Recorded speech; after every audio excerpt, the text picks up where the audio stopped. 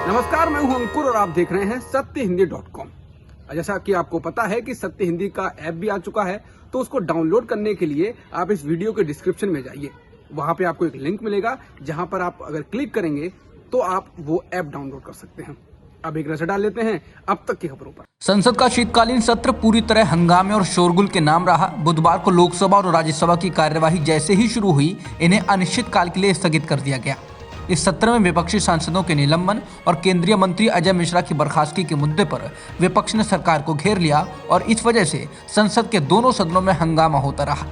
लेकिन सरकार इन दोनों ही मुद्दों पर दबाव में आती नहीं दिखी और वो अपने रुख पर अड़ी रही। हंगामे के बीच ही चुनाव सुधार से जुड़े विधेयक को भी सरकार ने दोनों सदनों में पास करा लिया। शीतकालीन सत्र के 23 दिसंबर को खत्म होने की बात कही थी, लेकिन लगातार शोरगुल और हंगामे की वजह से एक दिन पहले ही सत्र समाप्त हो गया। ओमिक्रॉन वेरिएंट के बढ़ते खतरे के बीच कोरोना की बूस्टर डोज की मांग उठ रही है। कांग्रेस के पूर्व अध्यक्ष राहुल गांधी ने बुधवार को केंद्र सरकार से पूछा है कि वो लोगों को बूस्टर डोज देना कब से शुरू करेगी। राहुल ने कहा है कि हमारी बड़ी आबादी को अभी भी टीका नहीं लगा है। बता दें कि बीते कुछ ही दिनों में ओमिक्रॉन वेरिएंट देश के 15 राज्यों में पहुंच चुका है और आशंका जताई जा रही है कि इसकी वजह से फरवरी में कोरोना की तीसरी लहर आ सकती है। ओमिक्रॉन को लेकर आई रिपोर्ट्स ये बता चुकी हैं कि ये वेरिएंट बहुत तेजी से फैलता है और वैक्सीन के असर को कम कर सकता है। हालांकि ये भी कहा गया है कि ये डेल्टा वेरिएंट से ज़्यादा खतरनाक नहीं है। भारत में ओमिक्रॉन वेरिएंट के मामलों की संख्या बढ़कर 213 हो गई है। ओमिक्रॉन वेरिएंट के सबसे अधिक मामले दिल्ली में 57 और महाराष्ट्र में 54 हो गए हैं। इस वेरिएंट से संक्रमित रहे 90 मरीजों को ठीक होने के बाद अस्पताल से छुट्टी भी दे दी गई है।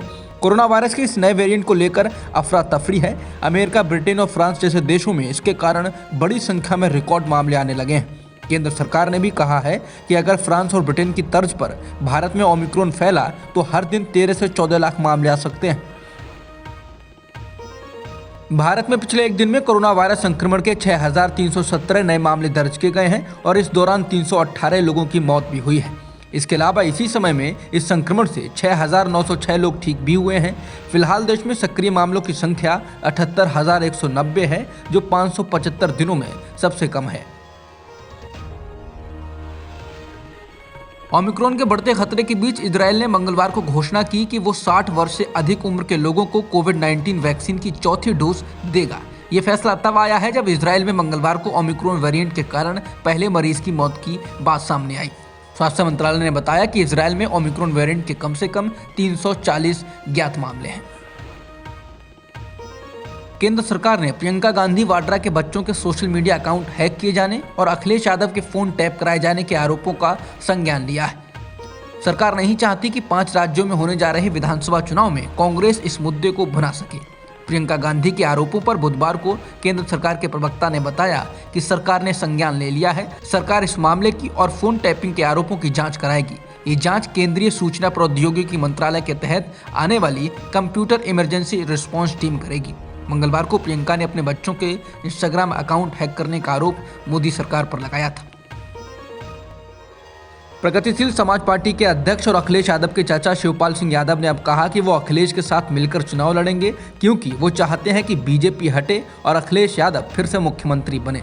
सीटों को लेकर शिवपाल यादव ने कहा कि सीटों को लेकर हमारे बीच कोई भी अड़ंगा नहीं आएगा, हमारे दिल मिल चुके हैं। मैंने अखिलेश से कहा है कि हमारे जीतने वाले उम्मीदवारों को टिकट दे दो और आप मुख्यमंत्री बने। इसको लेकर वो तैयार हो गए हैं। शिवपाल यादव ने कहा कि मेरे अंदर कोई मलाल नहीं है, हम अखिलेश के सामने अपनी सलाह रख देंगे और अखिलेश जो भी फैसला लेंगे हम वो मानने को तैयार हैं। शिवपाल यादव ने आज तक से बात करते हुए कहा कि अखिलेश को मैंने सपा का नया नेता मान लिया है। उनको मैंने ही ट्रेनिंग दी है, लेकिन अब वो परफेक्ट हो चुके हैं। ममता बनर्जी की पार्टी टीएमसी गोवा विधानसभा चुनाव में अपना प्रभाव डालने के लिए जी जान से लगी हुई है। उसने कई नेताओं को अपनी पार्टी में शामिल कर लिया है। वहीं अब गोवा विधानसभा चुनाव में दम दिखाने का दावा कर रहे दिल्ली के मुख्यमंत्री अरविंद केजरीवाल ने ममता बनर्जी की पार्टी को निशाने पर लिया है। केजरीवाल ने कहा है कि मुझे लगता है कि आप लोग टीएमसी को काफी ज्यादा तवज्जो दे रहे हैं। मुझे लगता है कि टीएमसी के पास अभी 1% वोट शेयर भी नहीं है। 3 महीने पहले ही वो गोवा आए हैं। लोकतंत्र ऐसे नहीं चलता है। उन्होंने कहा कि आपको कड़ी मेहनत करनी होती है, आपको लोगों के बीच काम करने की जरूरत होती है।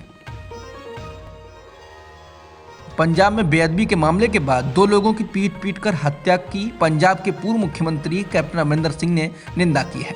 ऐसा करने वाले वो पंजाब के पहले बड़े नेता हैं। कैप्टन ने कहा है कि 2 लोगों की इस तरह से हत्या कर देना बिल्कुल अस्वीकार्य है। उन्होंने कहा कि बेअदबी गलत है, लेकिन किसी व्यक्ति को मारना भी गलत है। ये क्या है? इसके लिए कानून है। उन्होंने कहा कि अगर आप आरोपियों को एसजीपीसी के ऑफिस ले जाते हैं और पूछताछ करने के बाद उन्हें मार डालते हैं तो ये क्या तरीका है? ये पूरी तरह से अवैध है और ये बिल्कुल अस्वीकार्य है। सिंह ने कहा कि मॉब लिंचिंग का कोई औचित्य नहीं है, ये निंदनीय है। बता दें, इससे पहले कांग्रेस नेता सिद्धू कह चुके हैं कि बेअदबी करने वालों को खुले में फांसी देनी चाहिए। कहने को तो बिहार में शराबबंदी है, लेकिन गोपालगंज से जो तस्वीर सामने आई है वो ये बताती है कि शराबबंदी सिर्फ कागजों में है। गोपालगंज से एक वीडियो सामने आया है जिसमें बीच सड़क पर एक गाड़ी से लोग शराब लूट रहे हैं। आसपास खड़े लोगों ने इस लूट का वीडियो बना लिया और ये वायरल हो गया है। शराब के पैकेटों से भरी इस गाड़ी पर लोग इस तरह टूट पड़े कि थोड़ी ही देर में पूरी गाड़ी लुट गई।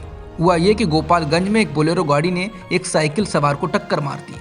भड़के लोगों ने गाड़ी पर पथराव कर दिया और उन्हें गाड़ी में शराब होने का पता चला। बस इसके बाद क्या था, लूट मच गई। बिहार के पूर्व मुख्यमंत्री जीतन राम मांझी की जीभ काटने पर 11 लाख रुपए देने का ऐलान करने वाले बीजेपी नेता गजेंद्र झा को पार्टी से निलंबित कर दिया गया है।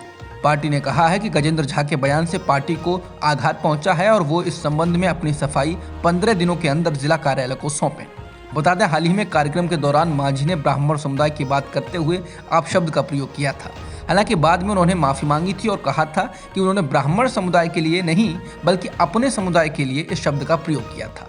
मांझी हिंदुस्तान अवाम मोर्चा के अध्यक्ष हैं, जो बिहार की गठबंधन सरकार का हिस्सा है। Sony pictures networks India private limited और जी एंटरटेनमेंट एंटरप्राइजेज लिमिटेड ने विलय के समझौते पर हस्ताक्षर कर दिए हैं। अब इन कंपनियों की मनोरंजन सामग्री बनाने के सारे फैसले एक ही छत के नीचे होंगे। इस विलय के बाद दोनों कंपनियां अपनी डिजिटल पहुंच के मौजूदा प्लेटफॉर्म सोनी लिव और G5 का भी विलय करेंगी और विलय के बाद का मुख्य लक्ष्य देश में मनोरंजन सामग्री की डिजिटल पहुंच बढ़ाने पर होगा। समझौते के मुताबिक सोनी के पास करीब 51% और जी के संस्थापकों के पास करीब 4% हिस्सेदारी रहेगी। बाकी हिस्सेदारी जी के शेयर होल्डर्स के पास रहेगी। जी के पुनीत गोयनका को विलय के बाद बनने वाली कंपनी का मुख्य कार्यकारी अधिकारी बनाया गया है। नई कंपनी के बोर्ड में कौन होगा, ये सोनी ग्रुप का फैसला होगा। अब तक की सुर्खियों में इतना ही। बाकी खबरों के लिए बने रहिए सत्यहिंदी.com के साथ। सत्य हिंदी का ऐप डाउनलोड करें गूगल प्ले स्टोर पर।